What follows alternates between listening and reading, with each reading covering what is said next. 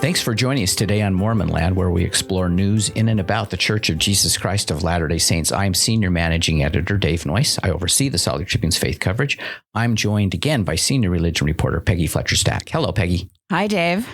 We remind you about another way to support Mormon Land. Just go to patreon.com, where with a small donation, as small as $3 a month, you can access transcripts to our podcast, our complete newsletter, and all of our exclusive religion coverage. Again, that's Patreon, patreon.com/Mormonland. Now for today's show. Deseret Book has been the commercial publisher owned by the Church of Jesus Christ of Latter-day Saints for more than a century, producing landmark volumes of theology, such as James E. Talmage's Jesus the Christ and LeGrand Richards' A Marvelous Work and a Wonder. It is a sought-after brand for Latter-day Saint leaders, scholars, and writers, and remains the go-to retail outlet for rank-and-file members seeking church-related materials. Through the decades, Deseret Book's focus has expanded to include not just books by and about Latter-day Saint prophets and apostles, but also works of fiction and even art. The person overseeing it all is Laurel, who rose through the ranks at Deseret Book to become its president. She joins us in studio to talk about her vision for the company and the role it plays in the faith. Laurel, welcome. Thank you so much, Dave and Peggy. So glad you're here. So for starters, how did you get this job, which I think you had since 2021? 2021. Yeah. My story is not movie worthy, but I got hired in 1998. As a part-time marketing events specialist with a useless speech pathology bachelor's degree. And in 98, it just so happened the job market at the time was there were more jobs than people. And I say this with all sincerity, Deseret Book was desperate. They had this job posted for quite a while, and I was the sucker that took it. So that's how it started. It was 25 years ago, which is hard to believe. And I said I would stay till the Olympics in 2002. That seemed respectable. And somehow you're well past that. I now. know. Yes. I know. I'll be here maybe for the next one. But Deseret Book has given me tremendous opportunities. I went to grad school somewhere in that story and it's been where I've kind of learned the business and I've loved it.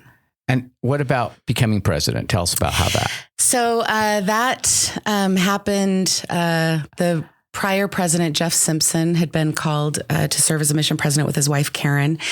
And there was a change happening and they did an interview process. I'm not sure who they interviewed outside the organization. They interviewed a couple of us within the organization and asked me if I would be willing to take the assignment. And honestly, I loved the job I had before this. I'm not someone who's ever intended to I always say I climbed a ladder I never meant to get on. And that's kind of how I feel. But I'm so passionate about the work and I'm passionate about the church culture and church theology. And I just felt like maybe it was time to step into something more. And so I accepted the invitation and I've been doing it for about 2.5 years and it's been a ride. An education I couldn't have anticipated. So what are your responsibilities as president? What's the main things you do? That's a great question. I find that a lot, obviously as the president of an organization, your job is kind of strategic vision and leadership and brand and culture. I think any president of any organization would tell you those are the primary responsibilities. I find that it's just a constant surprise of, I try really hard to respond to customers when they're frustrated by something we did or don't understand something we did. I often am personally replying to emails because I want them to hear from me and I want to take ownership of decisions we've made. A huge part of our job is content development and partnering with content creators. And so those relationships are very, very important to me. At the end of the day, though, I think you're setting out the vision and the strategic priorities and just trying to help. It's a tricky business. You all are in publishing business in your own right. And it's not a business you would decide in 2023, you know what I think I'm going to do? I'm going to start a retail chain and a book publisher and see how that goes. But it's been around a long time, since 1866. And I'm very aware of the legacy of those that came before me and the work that they've done. And my hope is just to add more good and more light to a world that I think needs it. Yeah. See, that's interesting because, you it's kind of like two prongs mainly, I guess. It sounds like you publish, but also have retail. Did you have final say in what is published and what is put on the shelves? I would say in terms of like final say, certainly the buck stops here at some point, but we have an editorial board that reviews manuscripts for the imprint of Deseret Book and the imprint of any of our imprints.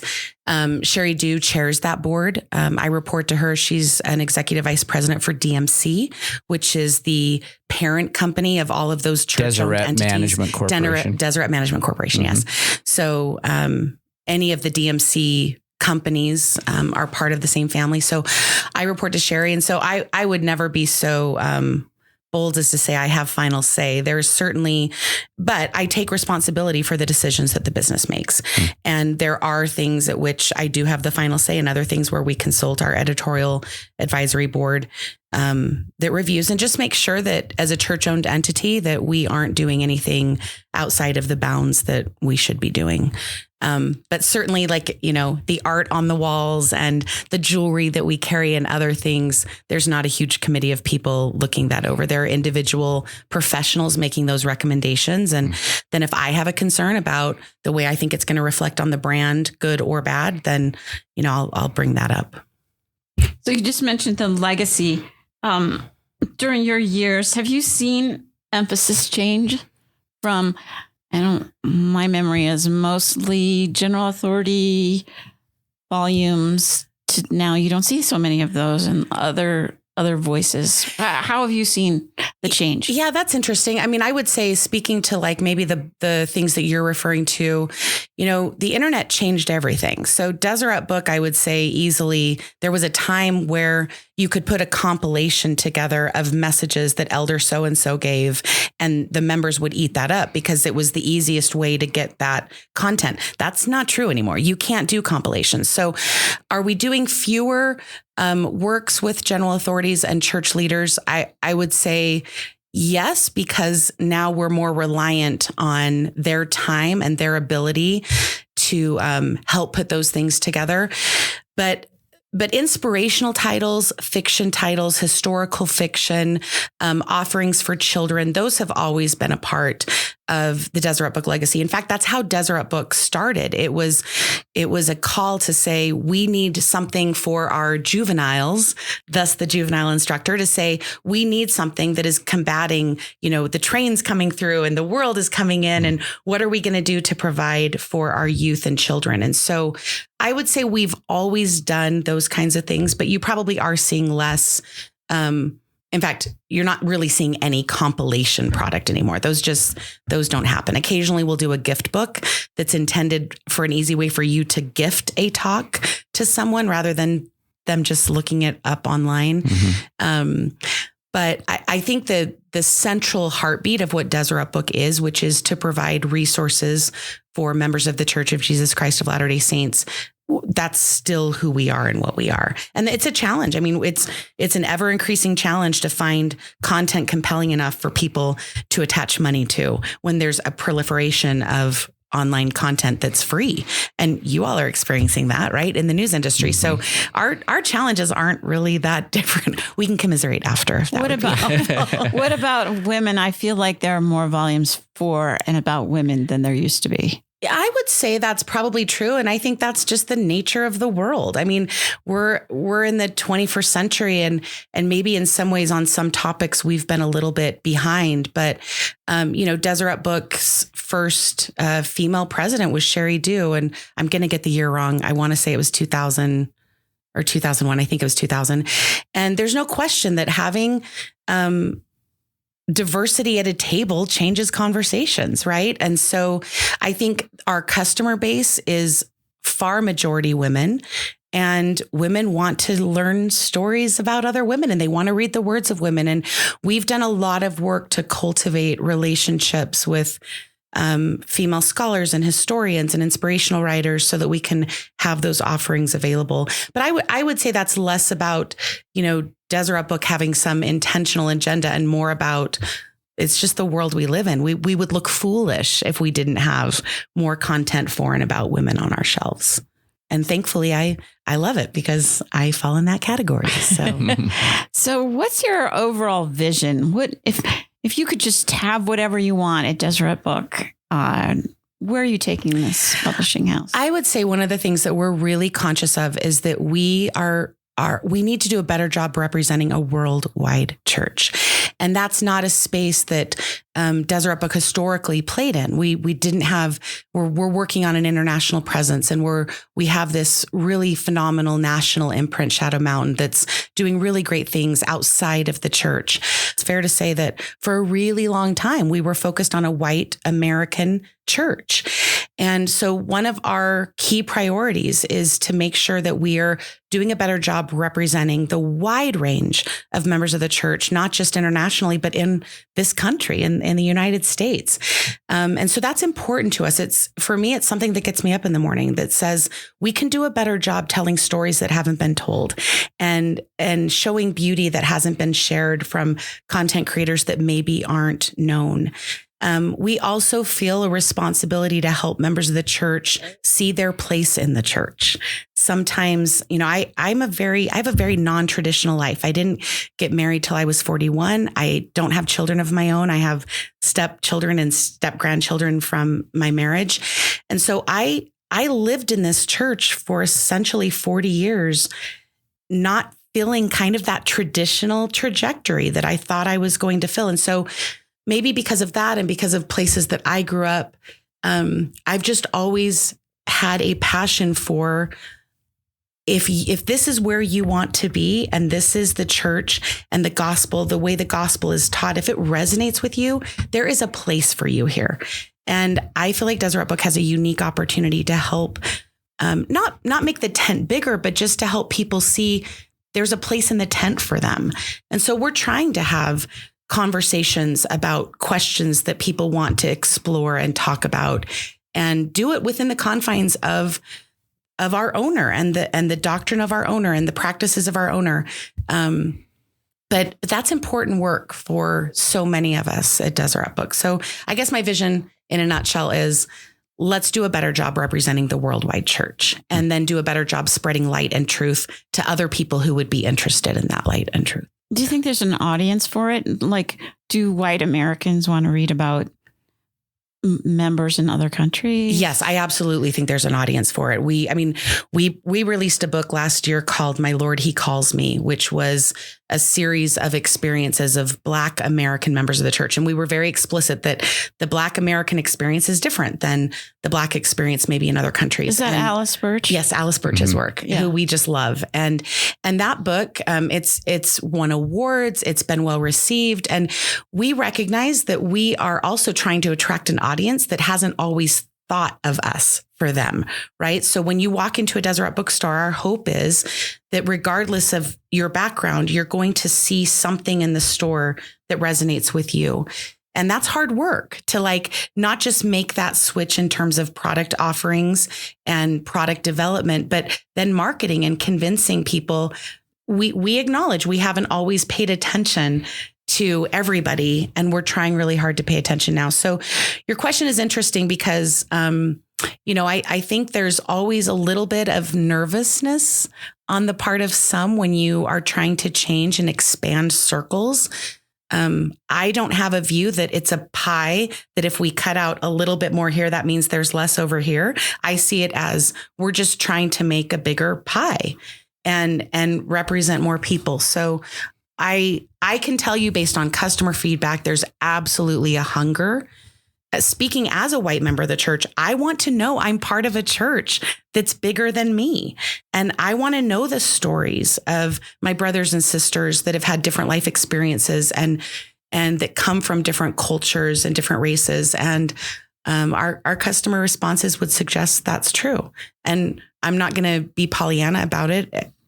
Everybody's not thrilled with the things that we're doing, but I feel like we have a responsibility, if I can say this, just as disciples of Jesus Christ, to say, we either believe this gospel is for everybody or we don't. And Deseret Book has a role to play in that. You just use this language. Do you see Deseret Book as a bookstore still? Or do you see it differently? It's so interesting. I don't know how we'll ever get away from that when our name literally has book in it. But we see ourselves as a curator and a cultivator of art and stories and words. And so if you go into our store, one of the criticisms we get, frankly, is that about half of our store now is no longer just books. And I want to say, well, we're lucky to look at the world and look at the industry and tell me the last time you went to a Borders, and tell me the last time you went to that Barnes and Noble was an easy place to go to. I mean, the industry has changed. So do I see ourselves as a bookstore? Much to the chagrin probably of like the founder, I would have to say no, because we're not just a bookstore. Do I see ourselves as a purveyor of quality content that sometimes is in the form of a book? Yes. But sometimes that content is in a podcast or an LDS Living article, or it's in a digital single, or it's in a Seek course or a piece of art. And so, yeah, I don't know that we'll ever escape that we are, and frankly, I love books. I don't know that I want to ever get away from that, but it's certainly not a traditional bookstore. Are most of your revenue or sales come through online or from walk up at a bricks and mortar store? So interestingly enough, we still are at a point where our brick and mortar stores bring in more revenue than our online. We just launched a new version of DeseretBook.com. Don't mean to make this a commercial, but it's the technology that we've been using for our website is fairly archaic. And so we have a new website. And our goal is that if we really want to reach and better represent a worldwide membership of the church, that .com revenue better be stronger than our brick and mortar. But right now, brick and mortar for us is not dead. We're having actually a really strong year this year. It's fascinating to me because I've been at the company long enough that I've heard all the horror stories of what was going to be predicted, and nobody would have predicted that the revenue at our brick and mortar would be what it is. But I do think that's because we've evolved, right? So we're acknowledging, okay, you don't all want to buy books. Okay, but you would like art for your home. You want gifts for a marriage. You want things for your children. We can provide those things too. So Lionhouse rolls to eat on the way home or whatever, right? You know, we that has been a part of our business that you maybe don't get the easy, but you can get BYU creamery ice cream now. I don't know if you know that. So. No, I didn't know that. And ranch dressing if you are prone to BYU ranch dressing. So what are your most popular sellers? Well, our most popular of all time is Jesus the Christ by James E. Talmage. I think that has been the most read book, and it has been the longest lasting book. Currently, you know, our customers still really care about the words of the brethren. And so we just released Heart of the Matter, what I think the subtitle is What 100 Years of Living Have Taught Me by Russell M. Nelson. And it's a fabulous collection and of things he has said throughout his ministry. And members of the church generally, I think they care about those things. So that's a book. That's a great example of something that's a bestseller.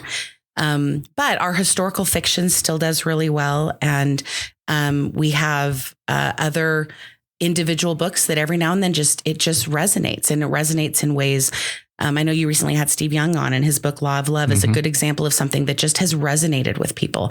And I don't want to single out too many other titles because I know I'll forget some of them, but it's interesting when word of mouth kicks in on something, you can tell, because the marketing strategy doesn't necessarily change, and either the sales go on and on and on and on, which far outlasts a marketing strategy, or there's just this pickup that you weren't expecting.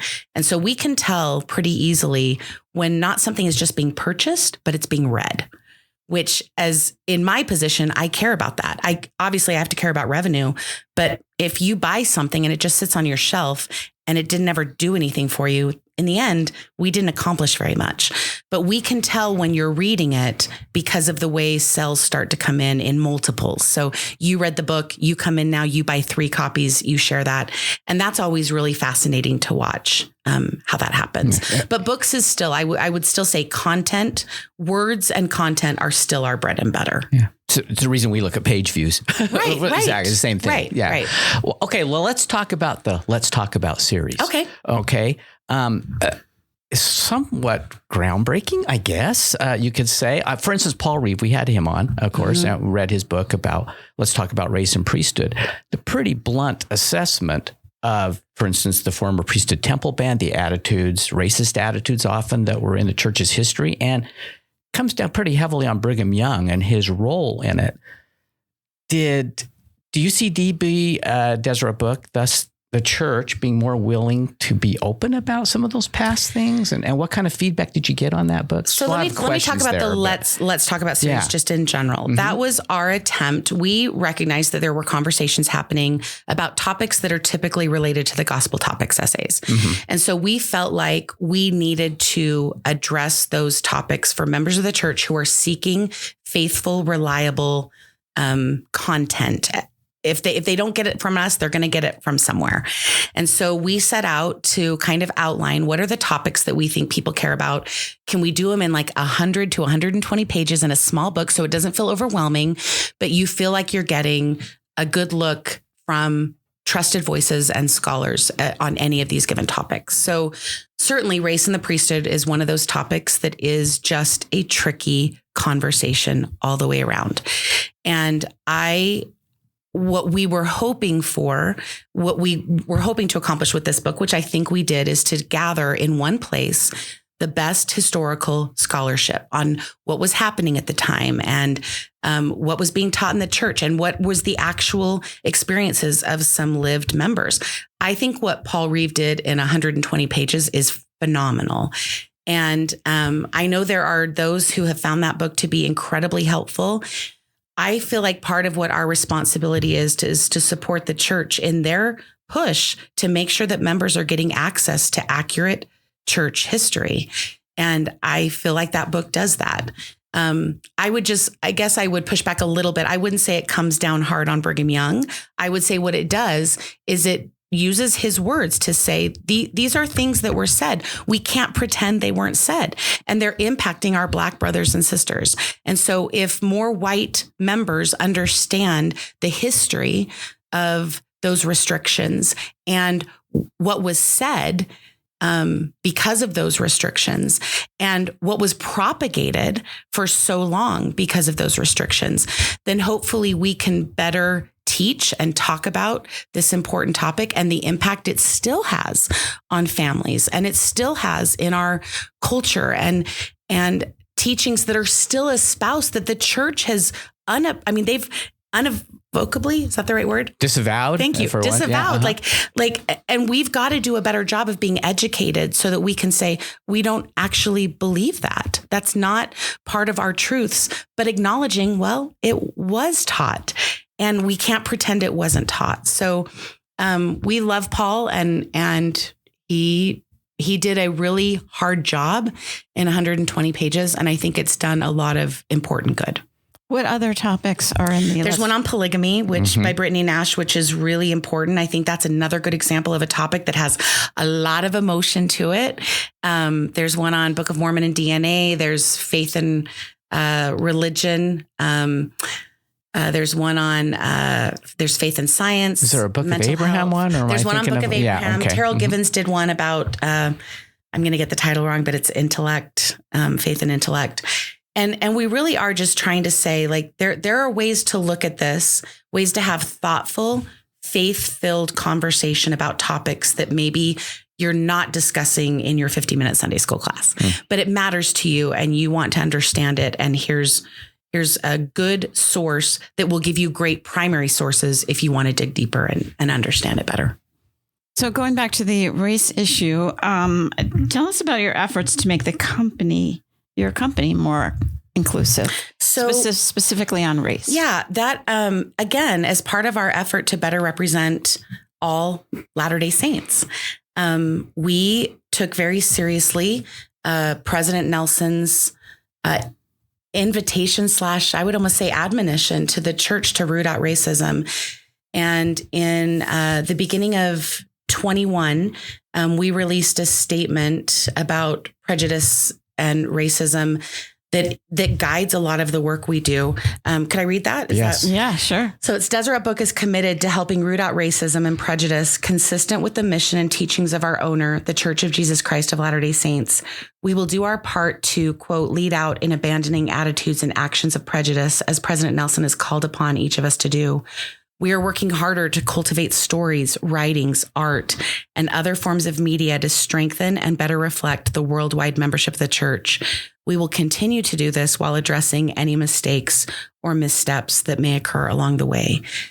That's an important statement for us. And we have been working really hard to do that very thing. It's interesting to me. I participated in a panel just a couple of weeks ago, and someone had a very negative reaction to the idea of diversity and inclusion work. And to me, truly, that is the work of the gospel of Jesus Christ. I think it's unfortunate that things have become so politicized on every front, and our attempts to make space and not just make space, but like elevate voices and stories that haven't been told and haven't been heard. To me, that is part of my responsibility in my baptismal covenant of bearing others' burdens and mourning with those that mourn. And so I'm really proud of the work that we're doing to make sure that all members of the church have a chance to read stories from all other members of the church. And we've done really important training with our store associates. We want people to come into the stores, and regardless of what the difference is, that they're welcome at Deseret Book. And we're working really hard to make that happen.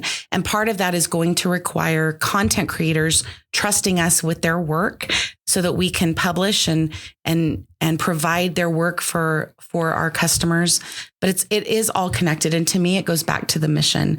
Racism has to be rooted out. And the only way it's going to be rooted out is if we're willing to do the work to dig it out and to do things differently than we've done them in the past. So tell me a little bit about the training, the employee training. So we did bias and belonging training, which wasn't specific to racial inclusion, but it was more about, we all have blind spots. We all are making judgment calls every single day by people that we see. And regardless of what the appearance of someone is, whether it's, we have a more conservative Orthodox culture. So someone comes into the store with ear gauges or heavily tattooed, that's not typically representative of like our employees, for example. And so we wanted our employees to understand, you're having reactions to people all the time that are sending them messages. Some of those messages might be completely unintended. Some of those messages might be intended, and we need to change the way we see each other. This is a bigger conversation in this country right now, in the world, that we're all making. That's just human nature to make judgments about people. And so our training with all of our associates, every single associate goes through it. It's a multiple series of bias and belonging to help them understand, what are you doing that's maybe sometimes sending messages that show judgment and bias in ways that you don't mean to, and what can you do to just immediately kind of break those barriers down? Because it won't do us any good if we work really hard to cultivate product that's more representative, but then when people come into our stores, they don't feel comfortable there. And so we're working to diversify our workforce and to make sure that our workforce better represents the church that we're representing. And it's been really important and meaningful work.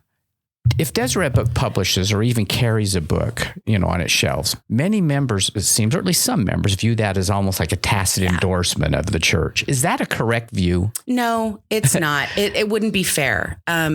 We are people, and we are doing the best we can to vet the product that we carry. And we certainly have stringent protocols for what we publish. And the church is not involved in our day-to-day affairs. So at the end of the day, I think people can trust that Deseret Book is run by faithful members of the church who are trying to do their best to support and honor the mission and purpose of the church. And we're human and fallible. And so I would just say, if you have a question or a concern about something, reach out and ask. If it has the Deseret Book imprint, you can trust that it's gone through our editorial review board, and you can trust that it's had a more stringent set of standards placed upon it than if it doesn't have the Deseret Book imprint. But we sell a lot of things that don't have the Deseret Book imprint. And so I can understand how that happens, why people make that connection. Frankly, I think it's a fair connection to make. It's just not accurate. But we are careful. And there have been times when we have brought something in that maybe should have been reviewed a little more carefully. And so I just don't want to pretend that like we never make mistakes. I think that would be disingenuous and harmful. And so, no, it doesn't have an automatic endorsement of the church. And that's probably not helpful because I think people wish that there was. But the church, if you want something that has the official endorsement of the church, then look for that little Church of Jesus Christ of Latter-day Saints logo. I mean, that's the reality. And so we sell things from church publishing and distribution services and everything else. If it has that Deseret Book logo, you can know that we have vigorously vetted it. And if it doesn't, you can know that we've at least done our due diligence to vet it the best we can. Does that include affiliated groups like Shadow Mountain? Yes. Yeah. Shadow Mountain is an imprint of Deseret Book. So anything that, okay. Yeah. So tell us what happened with the Tim Ballard books. So I would say, going back to what I just said, it shouldn't be a surprise that we do have strict publishing protocols, but we aren't infallible. And as we've talked about this particular topic and issue, we recognize that we always knew that those books were his personal opinion, and we indicated as such as much as we can. But frankly, I think anyone who was involved in those decisions would tell you that it's a decision that they would like to have back. And I'm guessing that you all have published things that maybe sometimes you wish you could take back as well. Guilty, yes. So it's a hard topic, and I think it's hard to find out that maybe you wish you had a better picture when a decision was made. That's probably the extent of what I'll say on that. But I do want to point out that we do our best. And there are things now that we would definitely do differently because of just even experiences we've had outside of this specific issue. That we look at things differently now. That's probably all I'll say there. Were you involved in deciding to pull the books off the shelf? Yes, ultimately, I take ownership of the decision, and we returned the publishing rights back to the author. Okay. What was your original idea for the Timeout for Women events, and how have they been doing? So Timeout for Women actually was not my original idea. Sherry would tell you that it was her and a handful of women that were sitting around looking at the needs of women. And this would have been in the early 2000s. And the first event was in 2001.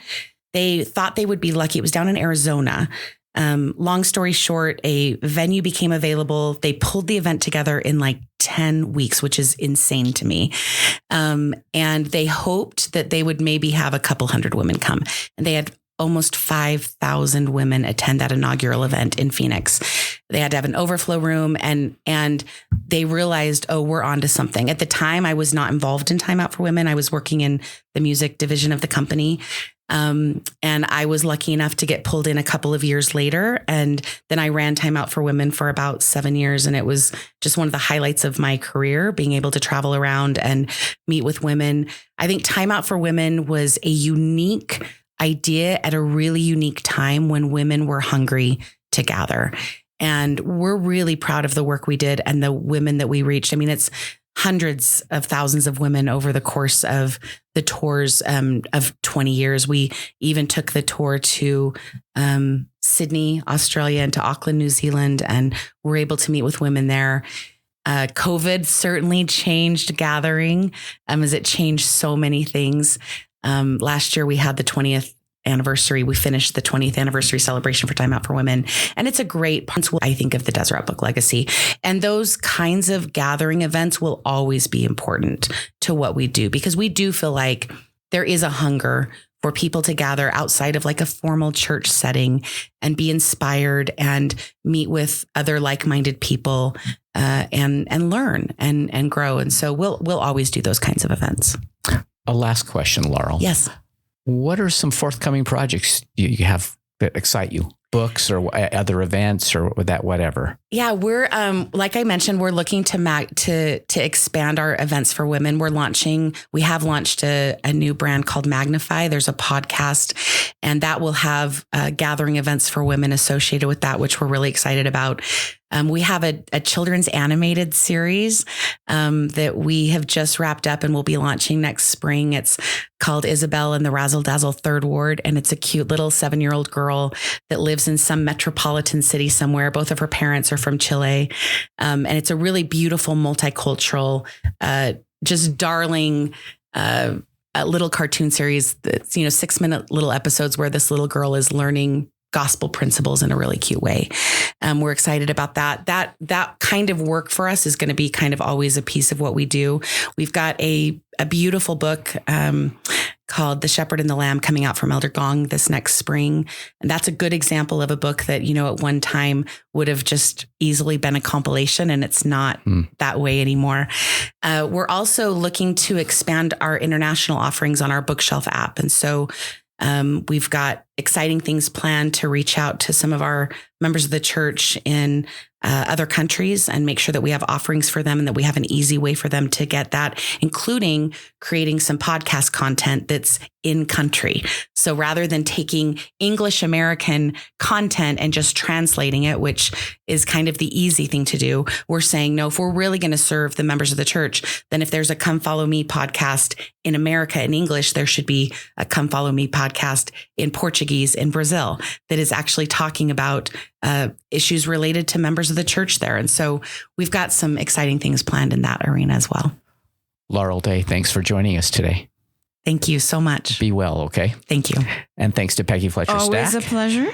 And to our producer, Christopher Samuels. We remind you that you can keep up on all the happenings in and about the church by subscribing to the Salt Lake Tribune's free Mormon Land newsletter. Just go to sltrib.com to sign up, and we'll talk again next time on Mormon Land.